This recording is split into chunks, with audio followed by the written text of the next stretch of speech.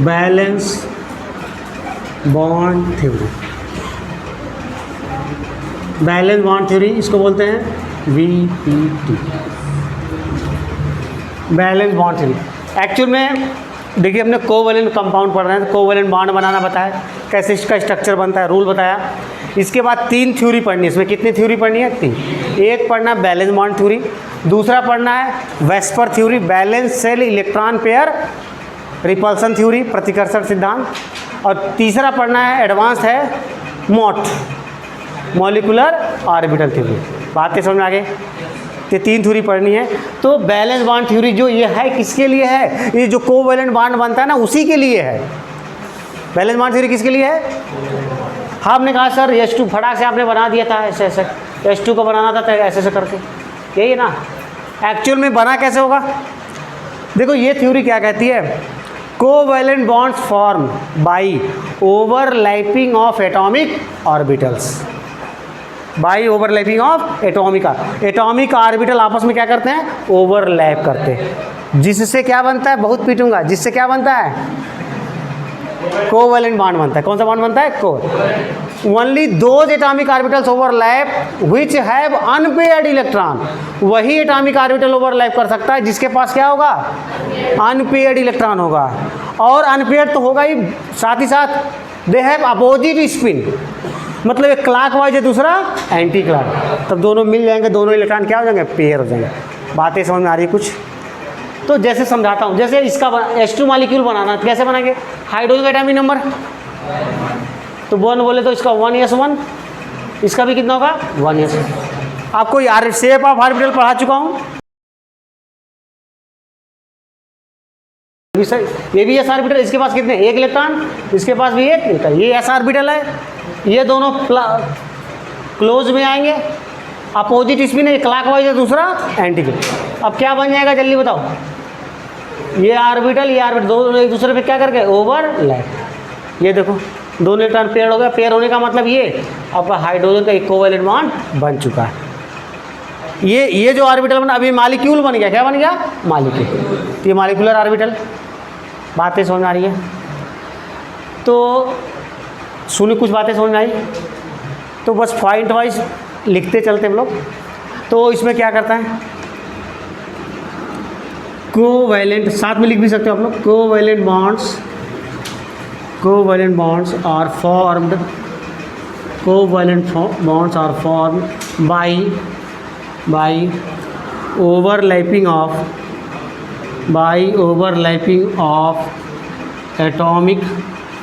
Atomic orbitals.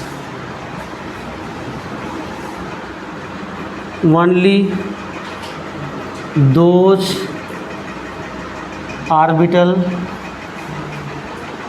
those orbitals overlap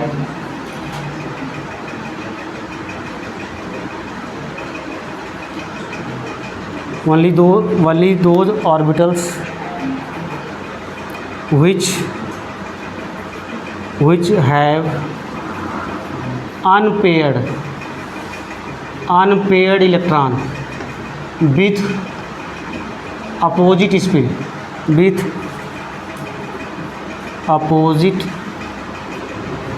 spin,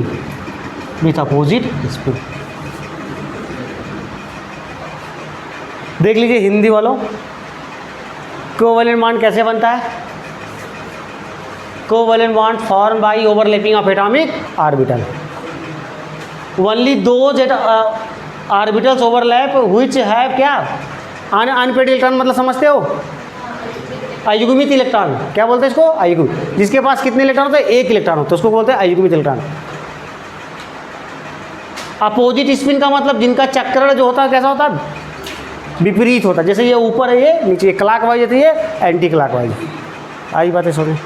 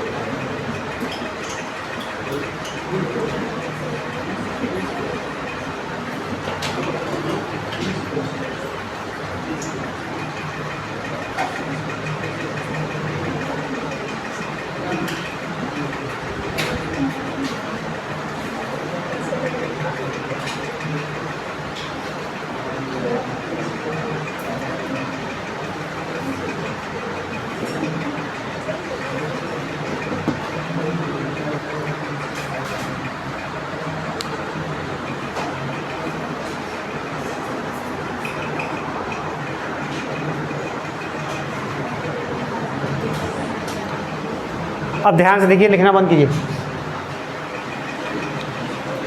ये जो overlapping, सुन लो ध्यान से, कोवैलेंट बॉन्ड कैसे बनता है? एटॉमिक ऑर्बिटल का ओवरलैपिंग से बन रहा है। अब ओवरलैपिंग भी कैसे होती है? 2 टाइप्स की होती है। कितने टाइप्स की होती है? 2 टाइप्स की। पहला है एक्सियल ओवरलैपिंग, या इसको बोलते हैं हेड ऑन ओवरलैपिंग, या बोलते हैं हेड टू हेड ओवरलैपिंग। आ रही बातें समझ में? हिंदी में बोले तो अक्षीय अधिव्यापन। क्या बोलते हैं? अक्षीय अधिव्यापन। लिख लेना भाई, अक्षीय अधिव्यापन। एक्सियल ओवरलैपिंग से भाई ये ओवरलैपिंग जो होता है ज़्यादा होता है, कंप्लीट ओवरलैपिंग होता है। इससे कौन सा बॉन्ड बनता है? सिग्मा बॉन्ड बनता है। कौन सा बॉन्ड बनता है? एक्सियल ओवरलैपिंग का मतलब जो ऑर्बिटल का ओवरलैपिंग होगा through enter nuclear axis, I inter nuclear axis, IN short form लिखेंगे, थ्रू इंटर न्यूक्लियर एक्सिस। और इससे कौन सा बॉन्ड बनता है? Sigma bond. कौन सा बॉन्ड बनता है? सिग्मा बॉन्ड का फॉर्मेशन होता है। क्यों? बस 2 बातें याद रखना है। एक्सियल ओवरलैपिंग कितनी बातें याद रखनी? 2। देखो, एक ऑर्बिटल था, दूसरा कंप्लीट ओवरलैपिंग हो गया। ये जो ओवरलैपिंग होगा ना थ्रू इंटर न्यूक्लियर एक्सिस होगा। कहेंगे सर ये इंटर न्यूक्लियर एक्सिस क्या है? अंतर्नाभिकी अक्ष। अब देखो, जैसे मान लीजिए आपका एक एटम है, ये मान लेते हैं ये एक्स एक्सिस है। कौन सा एक्सिस है? X axis. ये मान लेते हैं आपका पी, कौन सा ऑर्बिटल है? PX orbital. कौन सा ऑर्बिटल है? ये PX ऑर्बिटल। यहाँ पर कौन सा ऑर्बिटल है? S ऑर्बिटल है। क्या है? S orbital. और ये एक्सिस क्या हो रहा है?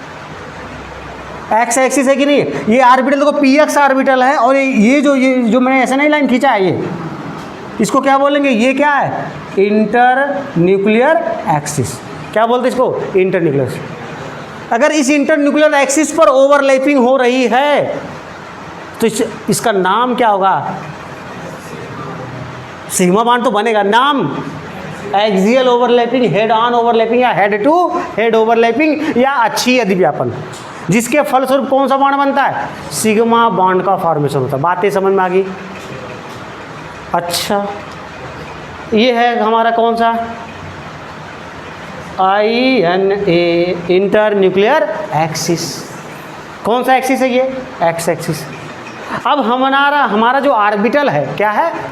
वो ऑर्बिटल ऐसे है, ये दिख रहा है। ये इस ऑर्बिटल का नाम है PY। इसका नाम क्या है? PY ऑर्बिटल है। अब बताओ तो PY orbital inter nuclear axis के परपेंडिकुलर रहेगा कि नहीं रहेगा? इंटर न्यूक्लियर एक्सिस हमारा ऐसे है और मेरा ऑर्बिटल कौन सा है? PY। तो इसके परपेंडिकुलर रहेगा कि नहीं रहेगा? अगर अब ये ऑर्बिटल आपस में ओवरलैप करेगा तो क्या होगा? क्या ये इंटर न्यूक्लियर एक्सिस ओवरलैपिंग है? नहीं, क्योंकि एक्सिस हमारा ऐसे है, उसके परपेंडिकुलर ओवरलैपिंग हो रहा है। तो वो ओवरलैपिंग कौन सा कहलाता है? कोलैटरल या साइडवेज ओवरलैपिंग, जिससे कौन सा बॉन्ड बनता है? Pi bond. अच्छा ही बताओ, ये वाला ओवरलैपिंग ज़्यादा स्ट्रांग हो, ये थोड़ा सा आगे टच कर रहा है, कौन सी ओवरलैपिंग ज़्यादा हो रही है? इंटर न्यूक्लियर एक्सिस वाला, उसमें ज़्यादा होगा, तो उसके फलस्वरूप कौन सा बॉन्ड बना? Sigma bond. इससे जो ओवरलैपिंग होता है इससे कौन सा बॉन्ड बनता है? Pi bond. अब बताओ सिग्मा स्ट्रांग होगा पाई? सिग्मा स्ट्रांग होगा, क्योंकि वो एंड। समझ में आ गई बात? तो अगर कभी कंपेयर करना हो सिग्मा और पाई में तो कौन सा बॉन्ड स्ट्रांग होता है? सिग्मा। और जनरली 2 एटम के बीच बनने वाला पहला बॉन्ड कौन सा होता है? सिग्मा। चलिए भाई, तो ठीक है, अब इसमें ये समझ में आ गया ना? अब इसको और अच्छे से बताऊंगा। देखिए, तो पहले मुझे समझाना था कि इंटर न्यूक्लियर एक्सिस होता क्या है। समझ में आ गया सबको? इंटर न्यूक्लियर एक्सिस मतलब हिंदी में क्या बोलेंगे? अंतरा नाभिकीय अक्ष। कोलैटरल या साइड वाइज ओवरलैपिंग कैसे होती है? या इंटर न्यूक्लियर एक्सिस के परपेंडिकुलर होती है, इंटर न्यूक्लियर एक्सिस के लंबवत। ये दूसरा, इससे कौन सा बॉन्ड बनता है? पाई बॉन्ड का फॉर्मेशन। इससे कौन सा बॉन्ड का फॉर्मेशन होता है? पाई। अब इसका एग्जांपल देखते हैं। जैसे पहला है एस ओवरलैपिंग। कौन सा ओवरलैपिंग? S overlapping. मतलब एक एटम का एस ऑर्बिटल दूसरे एटम का एस ऑर्बिटल। कर रहा है। जैसे ये एस एटम हो गया, ये भी एक, मान लीजिए एक हाइड्रोजन एटम था, ये आपका ये भी हाइड्रोजन एटम था, इसके पास कितने इलेक्ट्रॉन, 1, इसके पास, ये दोनों पास पास आएंगे, कौन सा बॉन्ड बनेगा, इंटर न्यूक्लियर एक्सिस, देखो यहाँ बना दे रहा हूँ, इंटर न्यूक्लियर एक्सिस कौन सा, ये मान लेते हैं एक्स एक्सिस है, कौन सा एक्सिस है, एक्स एक्सिस, तो ये बनेगा तो क्या बनेगा बताओ, ऐसे बनेगा, ये दोनों इलेक्ट्रॉन पेयर्ड कर गए, और ये बन गया एच एच के बीच कौन सा बॉन्ड बन गया, सिग्मा बॉन्ड, बना कि नहीं बना सिग्मा बॉन्ड। अब मुझे बात ये बता, अच्छा एक चीज़ और को पता है, यस ऑर्बिटल नॉन डायरेक्शनल होता है, यस ऑर्बिटल कैसा होता है, नॉन डायरेक्शनल, क्योंकि ये स्फेरिकल होता है, गोलाकार होता है, कोई चीज़ गोले का कोई डायरेक्शन नहीं होता है, क्योंकि वहाँ पर टेंजेंट या स्पर्श लाइन खींचते हैं तो हर पल उसकी दिशा क्या होती है, बदलती रहती है। तो यस ऑर्बिटल को छोड़ करके बाकी जितने भी ऑर्बिटल है, सारे ऑर्बिटल कैसे होते हैं, डायरेक्शनल होते हैं। तो दिमाग में बैठा लीजिए, यस ऑर्बिटल कैसा होता है, नॉन डायरेक्शनल, जिसकी दिशा नहीं होती। अब सुन लो, एक चीज़ बताना था आपको, ये देखिए मान लीजिए यस ऑर्बिटल आपका और यस ऑर्बिटल, जो इंटर न्यूक्लियर एक्सिस है, inter nuclear axis, x axis है, वाई एक्सिस और जेड एक्सिस है, क्या सिग्मा बॉन्ड बनेगा भाई, ये नॉन डायरेक्शनल ना, ये किधर से इधर से आए, इधर से आए, किधर से भी आए तो बॉन्ड तो बनेगा ही ना, क्योंकि यस ऑर्बिटल कैसा होता है, नॉन डायरेक्शनल। भाई देखो ये एक्स एक्सिस से आ रहा है, मान लो ये कहाँ से आ रहा है, ये वाई एक्सिस से आ रहा है, मान लीजिए जेड एक्सिस से आ रहा है, तो बॉन्ड बनेगा नहीं बनेगा, तो इसके लिए चाहे एक्स एक्सिस, ये क्या है, इंटर न्यूक्लियर एक्सिस, तो किधर से भी आएगा तो सिग्मा बॉन्ड का क्या होगा, इसमें केवल कौन सा बॉन्ड बनेगा, सिग्मा बॉन्ड ही बनेगा। किसके लिए है ये, एस ऑर्बिटल के लिए। नहीं समझ में आया क्या, अभी आएगा जब पी वाला, एस और पी वाला बताऊंगा ना तो और अच्छे से क्लियर आएगा। तो ठीक है, पहले इतना फटाफट नोट कीजिए।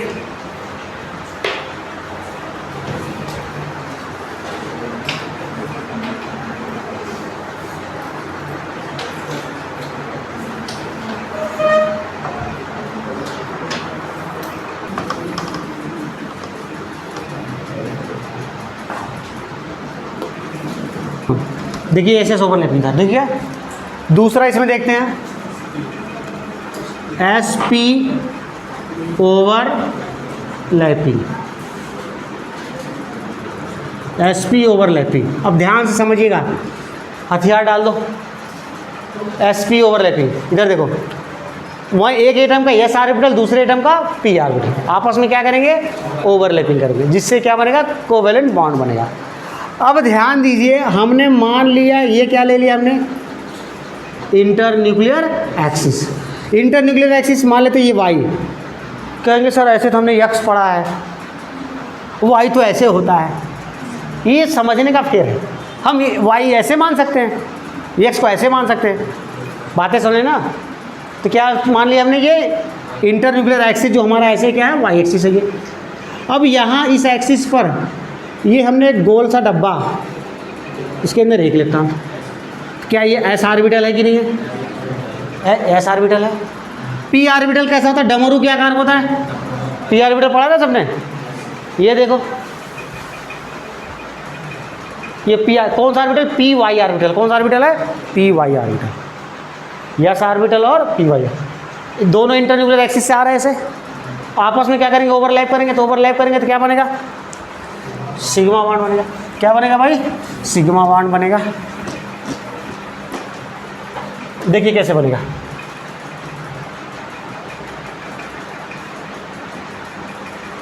ये देखिए दोनों टर्म पेयर कर गए, कौन सी ओवरलैपिंग हो गई, एस पी ओवर, इसके फलस्वरूप कौन सा बॉन्ड बनेगा यार, ये सिग्मा बॉन्ड बना कि नहीं बना, बन गया। एक चीज़ मुझे ये बताओ, ये एस ऑर्बिटल प्लस क्या आ रहा है, पी ऑर्बिटल, मान लो पी का कौन सा ऑर्बिटल है, पी के 3 ऑर्बिटल, तो पी एक्स पी वाई और पी, मैंने यहाँ लिख दिया पी वाई ऑर्बिटल है, यस ऑर्बिटल ये नॉन डायरेक्शनल होता है, और ये कौन सा ऑर्बिटल है, पी वाई। अगर इंटर न्यूक्लियर एक्सिस कौन सा है, एक्स एक्सिस है, इंटर न्यूक्लियर एक्सिस क्या है, एक्स एक्सिस, क्या इन दोनों के बीच बॉन्ड बनेगा, बॉन्ड बनेगा, नहीं बनेगा। कहेंगे सर इनके बीच बॉन्ड नहीं, ये इंटर न्यूक्लियर एक्सिस है भाई, समझने की कोशिश करो। अब आपको समझाता हूँ, ये चीज़ समझ में नहीं आ रही है आपको। ये पहले तो इंटर न्यूक्लियर एक्सिस, ये मान लेते अगर ये ऐसे वाई था तो हम ऐसे मान लेते क्या है, ये एक्स इंटर न्यूक्लियर एक्सिस हो गया। अब आपका कौन सा ऑर्बिटल है, पी वाई ऑर्बिटल है, और ये कौन सा ऑर्बिटल है, एस ऑर्बिटल है। भाई इंटर न्यूक्लियर एक्सिस ऐसे है और आपने क्या ले रखा, पी वाई ऑर्बिटल ले रखा, तो इनके बीच कोई भी बॉन्ड फॉर्मेशन नहीं होगा।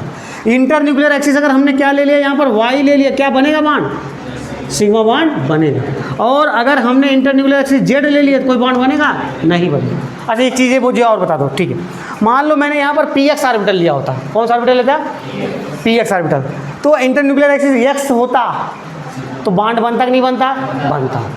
तो वाई और जेड में तो बॉन्ड नहीं बनता। अगर मैंने यहाँ पी जेड ऑर्बिटल लिया है और इंटर न्यूक्लियर एक्सिस जेड है तो बॉन्ड बनेगा, और एक्स और वाई पर नहीं। बोलो ये बातें समझ में आ गई सबको, ठीक। नेक्स्ट होता है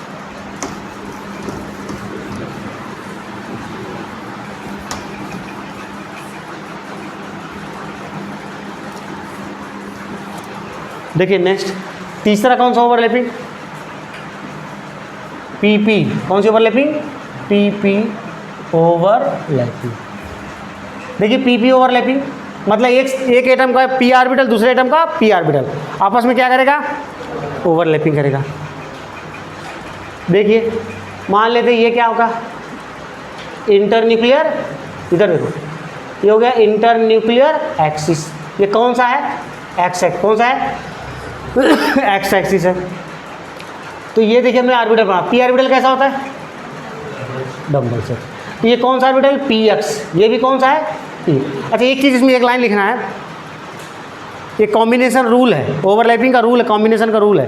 कौन सा ऑर्बिटल होगा, सेम ऑर्बिटल ही आपस में ओवरलैप करते हैं। कौन से ओवरलैप, कौन सा ऑर्बिटल आपस में ओवरलैप करते हैं, सेम। जैसे पी एक्स का ओवरलैपिंग किसके साथ होगा, पी एक्स के साथ, पी वाई का पी वाई के, पी जेड का पी जेड के साथ। ऐसा नहीं पी एक्स का पी वाई के साथ हो जाएगा, ये रूल है। तो सेम ऑर्बिटल ही आपस में ओवरलैप करते हैं। अब बताओ ये पी एक्स ऑर्बिटल हमने लिया, दूसरा क्या ले लिया, आपस में ओवरलैप करके क्या बनेगा, चलिए बताओ। ठीक है, तो ये सिग्मा बॉन्ड बनेगा नहीं बनेगा, तो कौन सी ओवरलैपिंग कहलाएगी, पीपी ओवरलैपिंग है। अरे ये सॉरी भाई, पी एक्स मैं बोल रहा हूँ, लिख कुछ रहा हूँ, पी एक्स ही रहेगा तो ही बोल तो यही रहा ना, पी एक्स आप यहाँ पर पी वाई रहेगा, यहाँ पर पी वाई, तो ही बॉन्ड बनेगा। अब सिग्मा बनेगा कि पाई बनेगा, ओवरलैपिंग कैसे, along the inter nuclear axis हुआ कि नहीं हुआ है, तो कौन सा बॉन्ड बनता है, सिग्मा बॉन्ड। बातें समझ में आ रही है। अब ध्यान दीजिएगा, अगर ये मान लीजिए एक्स, ये कौन सा एक्सिस है, ये एक्स, ये इंटर न्यूक्लियर एक्सिस कौन सा होगा, एक्स। अब हम बना क्या रहे हैं इस पर, ये देखिए ये है पी वाई ऑर्बिटल, कौन सा ऑर्बिटल है, पी वाई। ये कौन सा ऑर्बिटल है, पी वाई ऑर्बिटल। पहले बताओ क्या ये दोनों आपस में ओवरलैप करेंगे, सेम ऑर्बिटल है, पी वाई तो करेगा।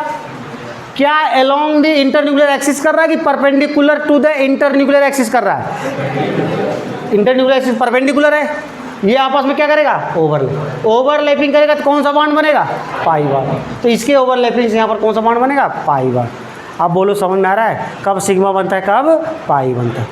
अब चलो एक बनाते हैं, मान लेते हैं हम यहाँ पर P x plus P x orbital ले लिए, और इंटर न्यूक्लियर एक्सिस, ये जो हम लिख रहा हूँ यहाँ इंटर न्यूक्लियर एक्सिस है, ये अगर एक्स एक्सिस है कौन सा बॉन्ड बनेगा, सिग्मा। अगर इंटर न्यूक्लियर एक्सिस क्या है, वाई, तो क्या बॉन्ड बॉन्ड पहले बताओ बनेगा कि नहीं बनेगा, नहीं बनेगा, बनेगा भाई मेरे मेरे मेरे ये हो गया आपको। चलो आपके भाषा में समझाता हूँ, ये ऐसे मानते हो जेड, ये इंटर न्यूक्लियर एक्सिस। अगर इस एक्सिस में मुझे कौन सा ऑर्बिटल बनाना है, पी एक्स ऑर्बिटल बनाना है, तो इस इंटर न्यूक्लियर ऐसे नहीं बनाऊंगा। कौन सा ऑर्बिटल है ये, पी एक्स, ये कौन सा है, पी एक्स। अब इनकी ओवरलैपिंग कैसे होगी,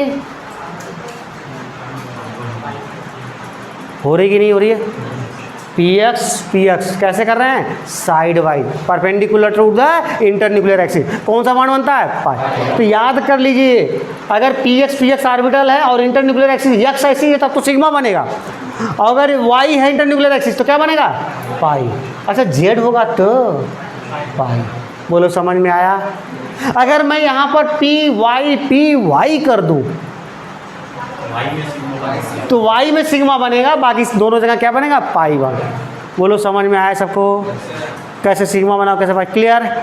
अब जो इसमें पढ़ाना है, जो बताना है, वो क्या बताना है हमको, जो ये बॉन्ड बनता है ना, इनकी स्ट्रेंथ, इनकी मजबूती, कौन बॉन्ड कितना ज़्यादा स्ट्रांग है, इस पर क्वेश्चन बहुत आया है। तो फटाफट इतना नोट करो। कैसे पाई बनता है, सही, सिग्मा पाई समझ में आ गया। अब देखिए इधर overlapping and bond strength, overlapping and bond strength, ये कई बार क्वेश्चन पूछा गया कि इनके किसके बीच बॉन्ड की मजबूती ज़्यादा होगी। तो इसको हम दो रूल से देखते हैं। सिंपली कितने रूल से, दो। अच्छा एक तो बता ही चुका हूँ, सिग्मा और पाई में कौन स्ट्रॉन्गर बॉन्ड होगा, सिग्मा, और पाई क्या होगा, वीक होगा। पहले सिग्मा जनरली एक बन जाता है, उसके बाद ही पाई बनता है। अब देखिए ओवरलैपिंग, अधिव्यापन एंड बॉन्ड स्ट्रेंथ, हिंदी वाले लगे बंध की मजबूती, बंध की प्रबलता, स्ट्रेंथ मतलब प्रबलता या मजबूती, बॉन्ड की मजबूती या प्रबलता। Applicable only when orbitals are given, जब हम किसकी बात करेंगे, जब ऑर्बिटल दिया रहेगा, कक्षक दिया रहेगा, तभी हम बात करेंगे इसकी। अब देखिए bond strength inversely proportional to, पहले तो रूल नंबर 1, सबसे पहले रूल नंबर 1 ही लगाना है, रूल नंबर 1 फेल होने के बाद तब रूल नंबर 2। ऐसा नहीं कि पहले डायरेक्ट रूल नंबर 2 पे चले जाओ, रूल नंबर 1 को भूल जाओ। सबसे पहले कौन सा रूल लेना, 1। बातें समझ आ रही है। 1 क्यों देखोगे, क्योंकि मैं बोल रहा हूँ। तो देखो, तो bond strength, number of shell number of orbital, orbital का जो सेल नंबर होगा ना, वो जितना कम होगा, जितना छोटा होगा, उस बंध की मजबूती उतनी ज़्यादा, ओवरलैपिंग उतनी ही ज़्यादा होगी। बोलो समझ में आ रहा है। ऐसे समझते इसको, ऐसे नहीं। देखो हमने जैसे लिखा 1s और 2p, 1s 2p ओवरलैपिंग। इसके बाद क्या लिखा, 1s 3p, 1s 3p overlapping, 1s 4p overlapping, 1s 5p overlapping. बताओ यहाँ पर कौन सा बॉन्ड स्ट्रांग होगा। सबसे पहले सेल, ये जो नंबर बताता है सेल बता रहा है ना, कौन सा सेल है, ये फर्स्ट सेल है। यहाँ 2 लिखा है तो मतलब क्या है, सेकेंड सेल है। तो सेल नंबर 1s 2, इसे कंपेयर करो, इसका 1s, इसका 1s 4p, 1s 5p, तो सेल नंबर किसमें कम है, तो इसके बॉन्ड की स्ट्रेंथ, बंध की मजबूती जो ओवरलैपिंग सबसे ज़्यादा होगा। इसको अगर पर्टिकुलर एग्जांपल समझना जाओ तो जानते हो, HF, HCl, HBr और HI, नाम सुना है ना। इसका आएगा 1s, इसका आएगा 2p, इसका 1s 3p, 1s 4p। समझ में आ गया। वैसे भी जानते हो HCF, HCl और HBr में किसका बॉन्ड स्ट्रेंथ ज़्यादा हो, जो HF का होता है। आई बात समझ में। अब आते हैं, अगर सेल नंबर सेम हो जाए, सेल नंबर क्या हो जाए, सेम, देन क्या देखेंगे हम लोग, बताओ। अगर सेल नंबर आर सेम, ये जो नंबर लिखा है ये सेम हो जाए, then bond strength directly proportional to direction property of orbital, orbital की डायरेक्शनल प्रॉपर्टी पे डिपेंड करेगा। अब बताओ क्या यस ऑर्बिटल डायरेक्शनल होता है, लेकिन पी ऑर्बिटल कैसा होता है, डायरेक्शनल। डी ऑर्बिटल कैसा होता है, डायरेक्शनल। बातें समझ आ रही है। अगर मैं इसको एग्जाम्पल से समझाना चाहूँ आपको, देखो इधर देखो, हमने लिखा 2p और लिख दिया 2p। बताओ 2p क्या ये p ऑर्बिटल डायरेक्शनल है, तो इनके बीच ये 2। इसके बाद हमने लिखा 2s and 2p, 2s and 2p। उसके बाद लिखा 2s एंड 2s। इसके बाद लिखा हमने 2p एंड 2p कहेंगे सब पगला आ गए, दो बार 2p लिख रहे हैं। यहाँ पर 2p तो लिखा था, फिर से कहेंगे 2p लिख दिए। अरे सुनो तो, इन तीनों में जो हो रहा है ना, पहली बात तो कौन सी, इन तीनों में इंटर न्यूक्लियर एक्सिस। कौन सी ओवरलैपिंग हो रही है? Along the inter nuclear axis से हो रही है। तो कौन सा बॉन्ड बनेगा? सिग्मा बॉन्ड बनेगा। तो पहले तो इन तीनों में कंपेयर करना आपको। और यहाँ पर जो ओवरलैपिंग दिया है ना, कौन सा दिया है? कोलैटरल। कौन सी ओवरलैपिंग है? कोलैटरल। ऐसा दिया है। पहले बताओ कौन सा स्ट्रॉन्ग बॉन्ड बनेगा? पहले इन तीनों में बताओ कौन स्ट्रॉन्ग बॉन्ड बनेगा? फर्स्ट। क्यों? कैसे? रूल नंबर 1 से गए क्या भाई? 2 कैसे जाओगे? नहीं, तो फिर किससे जाओगे? पी। अब कंपेयर करना है यस और पी से। तो पी ऑर्बिटल कैसा होता है? डायरेक्शनल। और एस ऑर्बिटल कैसा होता है? Non directional. तो जिसकी डायरेक्शनल प्रॉपर्टी ज़्यादा होगी उसका बॉन्ड स्ट्रेंथ, उसकी बंध की मजबूती क्या होगी? ज़्यादा हो। तो बताओ पी पी ओवरलैपिंग क्या होगा? Strong in comparison to S P overlapping. समझ आ रहा है?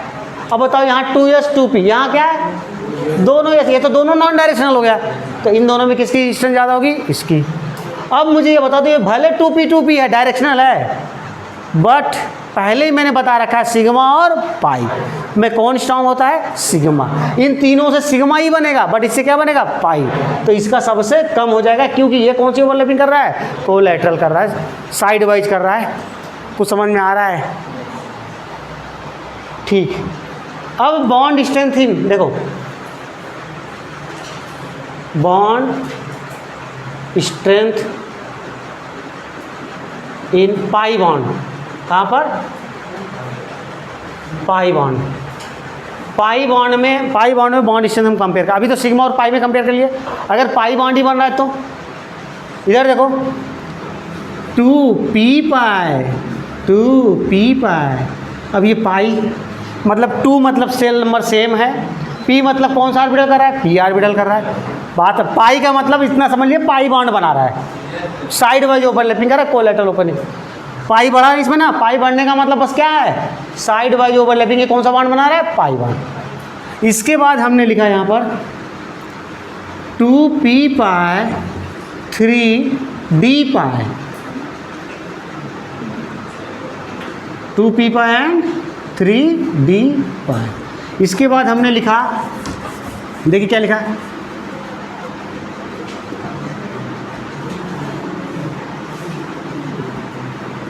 3p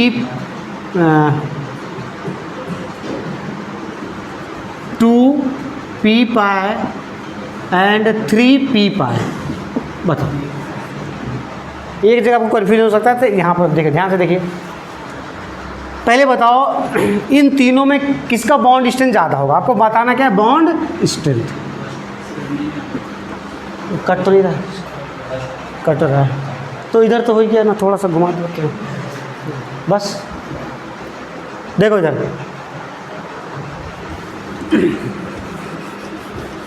देखिए भाई, बताओ पहले आप तीनों में मुझे बता रहे, पहले इन दोनों में बताओ किसका बॉन्ड स्ट्रेंथ, बंध की मजबूती ज़्यादा होगी। पहले रूल से जाओगे। रूल क्या है? इसमें सेल नंबर देखो, shell number 2 2, shell number 2 3, shell number 2 3। तो इसके बाद में डिस्कस करेंगे, पहले इन दोनों में कर लेते हैं। तो किसका ज़्यादा होगा? जिसमें सेल नंबर कम। Rule number first, shell number कम तो इसकी बंध की मजबूती ज़्यादा। अब आएंगे इसमें, यहाँ पर आपके दिमाग में आ रहा है सर डी ऑर्बिटल भी तो डायरेक्शनल होता है। भाई ये देखो, ये तो सेम हो गया दोनों, ये 2p पाई सेम हो गया। अब किससे कंपेयर करना? 3d पाई और 3p पाई, मतलब d ऑर्बिटल और p ऑर्बिटल कंपेयर करना है। तो किसका ज़्यादा होना चाहिए? कहेंगे सर पता नहीं, हमको क्या पता। भाई डी ऑर्बिटल भी कैसा होता है? डायरेक्शनल होता है। p भी कैसा होता है? डायरेक्शनल होता है। तो आपको जो करना हो कीजिए। तो ध्यान दीजिए, याद करना किसका होता है? डी। क्योंकि आपको बताओ डी डबल डम्बेल होता है, डबल डमरू वाला होता है, डबल डम्बेल शेप होता है। अगर अब जो लोग शेप ऑफ ऑर्बिटल नहीं पढ़ेंगे, फिर से चैप्टर पढ़ाऊंगा तो आएगा। अभी बस जो बोल रहा हूँ मान लो ऐसा होता होगा, है ना।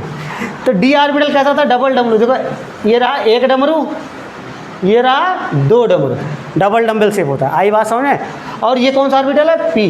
तो पी ऑर्बिटल देखो ऐसा है, पी ऑर्बिटल ऐसा है। अब ये डबल डमरू होने की वजह से इसका स्ट्रक्चर थोड़ा सा बेंट हो जाता है। किसका? डी वाले का। ये डी कौन सा ऑर्बिटल है? ये आपका डी ऑर्बिटल है। बेंट मतलब झुका हुआ। अब ये झुका हुआ है तो इसके साथ ओवरलैपिंग करने के चांसेस क्या? क्या हो जाते हैं, बढ़ जाते हैं। भाई पी पाई तो पी वाला तो सीधा मतलब तंबू जैसा रहेगा, और दो लोग होने की वजह से ये वाला ऑर्बिटल थोड़ा सा कैसा हो जाता है, झुक जाता है, बेंट हो जाता है। इसकी वजह से इसके साथ ओवरलैपिंग करने के चांसेस थोड़ा सा ज़्यादा। तो आज ये बात समझ में आई जा तो अच्छा है, नहीं तो हम याद कर लेंगे पी और डी में अगर कंपेयर सेल नंबर सेम है तो किसकी डायरेक्शनल प्रॉपर्टी ज़्यादा होगी, डी वाले की। तो अब बताओ इन दोनों में किसका बॉन्ड की मजबूती ज़्यादा हो जाएगी, बोलो समझ में आया? तो मेरे हिसाब से अब समझ में आ गया होगा। तो कितने रूल बताए मैंने बंध की मजबूती जानने के लिए, 2 रूल। पहला एक बोल सकते 3 रूल, एक तो सिग्मा एक पाई। तो सबसे पहले देखना सिग्मा की पाई है, सिग्मा की ज़्यादा पाई की कम। आते हैं रूल नंबर 2, बल्कि जिसको पहला बोले हो, नंबर ऑफ सेल देखोगे, क्या देखोगे, नंबर ऑफ, जिसमें नंबर ऑफ सेल क्या कम, उसकी बंध की मजबूती ज़्यादा। रूल नंबर 3, सेल नंबर अगर सेम हो जाए तो डायरेक्शनल प्रॉपर्टी आना। कौन सी प्रॉपर्टी, डायरेक्शनल प्रॉपर्टी ज़्यादा तो बंध की मजबूती ज़्यादा। यस ऑर्बिटल कैसा होता है, नॉन डायरेक्शनल होता है, आदिशात्मक होता है, नहीं जानते तो लिख लेना। यस ऑर्बिटल कैसा होता है, आदिशात्मक। तो ठीक है, फटाफट करो, जल्दी करो, इसको लिखो। हाँ बोलो हो गया भाई। अब ध्यान से सुनिएगा, बहुत देर हो गया था पढ़ाते पढ़ाते, एक्सेप्शन नहीं आया था, है ना। तो आ गया एक्सेप्शन, ध्यान दीजिएगा। एक्सेप्शन को एज ए रूल समझ के याद किया कीजिए। अब ध्यान, पहले इधर देखो, मैं बॉन्ड स्ट्रेंथ की बात कर लूँ, मतलब बंध की मजबूती। बॉन्ड एनर्जी, कोई बॉन्ड बनता तो एनर्जी रिलीज होती कि नहीं होती है, तो कितनी एनर्जी रिलीज, वही है bond energy. Bond dissociation energy, कोई बॉन्ड बना तो उसको ब्रेक करने में, तोड़ने में जितनी एनर्जी लगेगी उसको क्या बोलते हैं, बॉन्ड डिसोसिएशन एनर्जी। मतलब सब चीज़ें हम एक ही मान के चलेंगे फिलहाल, चाहे हम बॉन्ड स्ट्रेंथ की बात करें या बॉन्ड एनर्जी की बात करें या बॉन्ड डिसोसिएशन एनर्जी की बात, तीनों एक ही चीज़ है। इनवर्सली प्रोपोर्शनल टू साइज, अभी पढ़ा कि नहीं पढ़ा आपने, नंबर ऑफ सेल बढ़ रहा था तो स्ट्रेंथ या बंध की मजबूती क्या हो रही थी, कम। वही चीज़ तो है, सेल बढ़ेगा साइज बढ़ेगा। सेल बढ़ने का मतलब क्या होता है, साइज का बढ़ना। अरे ऊपर से नीचे आते हो सेल बढ़ता है, सेल बढ़ता है तो क्या बढ़ता है, साइज बढ़ता है, और साइज बढ़ेगा तो बंध की मजबूती या बॉन्ड स्ट्रेंथ क्या होगा, कमज़ोर होगा, वीक होगा। अगर साइज बढ़ता है, सेल बढ़ता है, तो बॉन्ड लेंथ भी तो बढ़ेगा, बंध की लंबाई बढ़ेगी। या अगर मैं इससे कंपेयर करूँ बॉन्ड लेंथ का, तो जिसकी बॉन्ड स्ट्रेंथ या बॉन्ड एनर्जी या बॉन्ड डिसोसिएशन एनर्जी ज़्यादा, उनके बॉन्ड लेंथ कम, बंध की लंबाई भी निकाल सकते हो। और एक आता है परसेंटेज ऑफ एस कैरेक्टर, इसको होल्ड पे रखिए। परसेंटेज ऑफ एस कैरेक्टर क्या होता है, अगला टॉपिक यही है। अभी मान के चलिए कुछ होता है, और जो लोग जानते हैं तो अच्छी बात है, नहीं तो मान के चलिए परसेंटेज ऑफ एस कैरेक्टर भी किसी चिड़िया का नाम है ना। अभी रहने देते हैं, अभी बोलूँगा तो नहीं समझ आएगा। बस ये याद रखिएगा, डायरेक्टली प्रोपोर्शनल, मतलब जिसका परसेंटेज ऑफ एस कैरेक्टर ज़्यादा उसकी बॉन्ड स्ट्रेंथ ज़्यादा, बॉन्ड एनर्जी ज़्यादा, बॉन्ड डिसोसिएशन एनर्जी ज़्यादा, साइज कम, बॉन्ड लेंथ कम। इन्वर्सली प्रोपोर्शनल, डायरेक्टली प्रोपोर्शनल और इन्वर्सली प्रोपोर्शनल समझ में आता है सबको ना, जिसको हिंदी में समानुपाती और व्युत्क्रमानुपाती कहते हैं। अब आगे ध्यान दीजिएगा, नोट मैंने लिख दिया ब्रैकेट में एक्सेप्शन, सब जगह नहीं है, बस जहाँ बता रहा हूँ वहीं पर है। बॉन्ड स्ट्रेंथ या बॉन्ड एनर्जी की बात कर रहा हूँ ना, बॉन्ड लेंथ की बात नहीं कर रहा हूँ। ये बॉन्ड लेंथ इसके लिए इससे नहीं सोचना, केवल क्या सोचना है, बॉन्ड स्ट्रेंथ, बॉन्ड एनर्जी या बॉन्ड डिसोसिएशन, यही मतलब केवल ये जो बातें बता रहा हूँ किसके लिए, ओनली फॉर बॉन्ड एनर्जी के लिए या बॉन्ड स्ट्रेंथ के लिए। आप सेकेंड पीरियड किसके लिए, सेकेंड पीरियड सिंगल बॉन्डेड, कौन सा bonded, single bonded atoms depends on lone pair repulsion. किस पर डिपेंड करता है, लोन पेयर रिपल्सन पर डिपेंड करता है। कहाँ चली गई थी, क्लास चल रहा है क्या उधर? अच्छा, मैं क्या बोल रहा, नाइट्रोजन कितने बॉन्ड बनाता है, 3 बॉन्ड बनाता है। चलो इधर ध्यान दो, आपस में एक बॉन्ड बना लिया, सिंगल बॉन्ड हो गया। मान लेते हैं एक हाइड्रोजन इधर है, एक हाइड्रोजन इधर, 2 बॉन्ड इधर बनाया, इधर भी किसी के साथ 2 बॉन्ड बनाया हुआ दिख रहा है, 2 बॉन्ड बनाया हुआ, तो ओवरऑल 3 बॉन्ड नाइट्रोजन बना लिया, बना। अब इसके पास एक लोन पेयर है कि नहीं है, इसके पास एक लोन पेयर है कि नहीं है। अब जरा फास्फोरस की कहानी देख लेते हैं। ये रहा फास्फोरस, ये रहा फास्फोरस के भी आउटर मोशन में कितने होंगे? 5 ही होंगे, क्योंकि उसी का भाई है। देखो ये भी फास्फोरस आपस में सिंगल बॉन्ड बना लिया, और इधर मान लीजिए P2 किसी और के साथ बॉन्ड बनाया हुआ है, 2 बॉन्ड बनाया हुआ है, ठीक। अगर मैं पूछ रहा हूँ N2 और ये P2, इन दोनों के बीच, ये कैपिटल रहेगा भाई, इन दोनों में किसकी बंध की मजबूती ज़्यादा होगी? भाई नॉर्मल जनरली हम जाते हैं, जिसकी साइज छोटी उसकी बंध की मजबूती ज़्यादा, यही तो रूल बता रहा है। क्योंकि नाइट्रोजन क्या है? सेकेंड पीरियड का है, तो इसका 2p नहीं होता। 2p कितना होता? 3। इसका भी कितना आएगा? 2p3। इसका कितना आएगा? 3p3। इसका भी कितना आएगा? 3p3। बोलो समझ में आ रहा है नहीं आ रहा है? यहाँ पर सेल नंबर कितने? 2। ऐसे क्या है? ये सेकेंड पीरियड के, नाइट्रोजन सेकेंड पीरियड के है, और फास्फोरस किस पीरियड के है? Third period. तो रूल से चलना चाहिए था, इन दोनों की बॉन्ड एनर्जी क्या होनी चाहिए थी? ज़्यादा। बट ऐसा होता तब इतना चिल्लाते क्यों? आई बात है, किसकी ज़्यादा हो जाएगी? इसकी ज़्यादा। मैंने क्या लिखाया है? बॉन्ड डिस्टेंस या बॉन्ड एनर्जी, बॉन्ड लेंथ नहीं कंपेयर करना है। Of second period element single bonded, इन दोनों के बीच कौन सी बात? सिंगल बॉन्ड होना चाहिए। Single bonded atom depends on lone pair. तो भाई ऐसा क्यों? क्योंकि ये दोनों आप जो लोन पेयर बचे ना, लोन पेयर आपस में क्या करेंगे? रिपल्सन। तो यहाँ पर क्योंकि साइज स्मॉलर है, साइज क्या है? स्मॉलर। साइज स्मॉलर है तो रिपल्सन क्या होगा? Lone pair repulsion. Lone pair की जो प्रतिकर्षण, जो रिपल्सन है वो क्या होगा? ज़्यादा। साइज छोटा, इन दोनों के बीच लोन के बीच रिपल्सन प्रतिकर्षण ज़्यादा, तो इनकी बॉन्ड एनर्जी क्या हो जाएगी? कम हो जाएगी। क्या हो जाएगी? कम। भाई प्रतिकर्षित कर रहा था, थोड़ा सा लोग टूट जाए, पहले से दोनों एक दूसरे से झगड़ा करके रहना नहीं चाहते साथ साथ में, थोड़ा सा इसको मिल गया, थोड़ी सी एनर्जी देने पर बॉन्ड ब्रेक कर गया, मतलब इनकी बॉन्ड एनर्जी क्या है? कम। इस बंध की मजबूती क्या है? कम। रूल समझ में आया? क्लियर?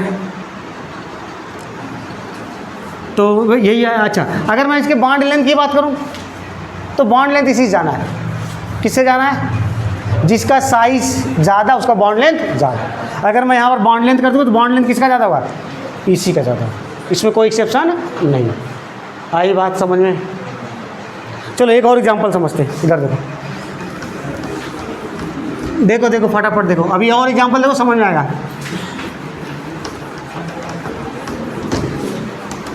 चलिए इधर देखिए, ये इधर ध्यान दो सब लोग, क्या हमने लिखा यहाँ? O। जानते हो ऑक्सीजन कितने, ऑक्सीजन के आउटर मोशन में कितने इलेक्ट्रॉन? 6 इलेक्ट्रॉन होता है। कितने बॉन्ड बनाता है ये? 2। तो 1-2 बॉन्ड बनाया नहीं बनाया? ऑक्सीजन सेकेंड पीरियड का है, थर्ड पीरियड का है? सेकेंड पीरियड का भाई। सल्फर किसका है? थर्ड पीरियड का, उसी के नीचे होता है। इसके भी आउटर मोशन 6 इलेक्ट्रॉन, ये भी 2 बॉन्ड बनाता है। अब मैं बोलूँ यहाँ पर बॉन्ड स्ट्रेंथ की ऑर्डर या बॉन्ड एनर्जी का ऑर्डर कंपेयर करो। भाई रूल से जाएं तो होना चाहिए किसका ज़्यादा? यहाँ पर 2p, यहाँ पर भी 2p, यहाँ 3p, यहाँ 3p। तो जिसकी साइज छोटी उसका बॉन्ड एनर्जी क्या होना चाहिए? ज़्यादा। लेकिन ये सेकेंड पीरियड का है और दोनों के बीच कौन सा बॉन्ड बना है? सिंगल बॉन्ड बना है। तो किसकी बॉन्ड एनर्जी ज़्यादा हो जाएगी? क्योंकि इसमें पास 2-2 लोन पेयर हैं, 2-2 लोन पेयर आपस में लोन पेयर क्या करेगा? रिपेल करेगा तो ये बॉन्ड वीक हो जाएगा। और ये वाला कॉन्सेप्ट मत लगा लेना कि सर रिपेल करेगा तो दूरी भी बढ़ेगी, और दूरी बढ़ेगी तो बॉन्ड लेंथ क्या हो जाएगा? इसका ज़्यादा, और इसका बॉन्ड लेंथ। मैंने इसलिए बता रखा बॉन्ड लेंथ के लिए मत सोचना। नहीं तो पता है कुछ लोग कैसे सोचते हैं, सर ने बताया था कि लोन पे रिपेल करेगा, और रिपेल करेगा तो खूब दूर चला जाएगा, और खूब दूर चलेगा तो बॉन्ड लेंथ इसका ज़्यादा हो जाएगा, इसका कम। मैंने इसलिए पहले नोट लगा दिया कि बॉन्ड लेंथ के लिए नहीं है। बॉन्ड लेंथ के जो रूल है वो रूल से ही जाना है। केवल किसके लिए बताया हूँ? और केवल कहाँ पर? 2p सेकेंड पीरियड का सिंगल बॉन्डेड है और लोन पेयर है तभी, अदरवाइज नहीं सोचना है। बोलो समझ में आ रहा है? तो भाई किसका बॉन्ड, इसका समझ में आ गया सबको? अगर मैं यही एग्जांपल लूँ और आपसे बोल दूँ, क्या बोल दूँ? बॉन्ड लेंथ का ऑर्डर बताओ। चलो किसका ज़्यादा होगा? सल्फर वाले का ज़्यादा। बोलो समझ में आया सबको? चलो ये तो लगे हाथ, एक और बता दो। F2Cl2 compare bond energy of या बॉन्ड स्ट्रेंथ ऑफ किसका, F2Cl2 Br2 एंड I2। चलो किसका सबसे ज़्यादा, ये क्वेश्चन कई बार आ चुका है एग्जाम में, तो ध्यान से देखो भाई। फ्लोरीन फ्लोरीन फ्लोरीन फ्लोरीन के आउटर मोशन में कितने इलेक्ट्रॉन, 7। दिख रहा है सबको, आपस में सिंगल बॉन्ड बनाएगा। ये 2p क्या सेकेंड पीरियड का है क्या, 2p ओवरलैपिंग हुई है, 2p5। क्लोरीन की बात करें तो Cl हो जाएगा, 3 लोन पेयर। Br की बात करें, Br दिख रहा है, और आयोडीन की बात करें तो क्या, I2। चलिए ध्यान दीजिए भाई, इनकी बॉन्ड स्ट्रेंथ का ऑर्डर बताना, ठीक है ना। तो भाई ये इसकी बन क्या सेकेंड पीरियड का है, सिंगल बॉन्ड है, 3 लोन पेयर है भाई। बहुत ज़्यादा रिपल्सन होगा, इसकी साइज छोटी होती है बहुत फ्लोरीन की, इसमें रिपल्सन बहुत ही ज़्यादा, तो इसकी बॉन्ड एनर्जी क्या हो जाएगी, कम। और इतनी कम हो जाएगी, पता है कहाँ पहुँच जाता है ये, यहाँ। मतलब कम हुई तो ठीक है, कि इतनी कम होगी कि वहाँ तक पहुँच गया। अब मुझे ऑर्डर बता दो, बॉन्ड एनर्जी का ऑर्डर बताओ। सबसे ज़्यादा Cl2, उसके भी बाद Br2, उसके बाद क्या आएगा, F2, उसके बाद क्या आएगा, I2। याद रखना I2 का ऑप्शन में इन दोनों में ज़्यादा, इन दोनों का बराबर भी अगर दिया तो भी चलता है, बराबर या F2 का ज़्यादा।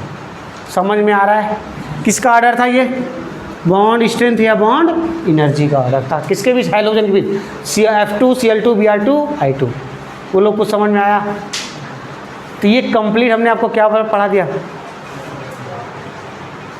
इसमें एक question percentage of best character पर, उसको अभी नहीं बताऊंगा उसको, 1-2-3 लाइन जगह छोड़ देना, हाइब्रिड से बताऊंगा तब बताऊंगा। समझ में आया कुछ?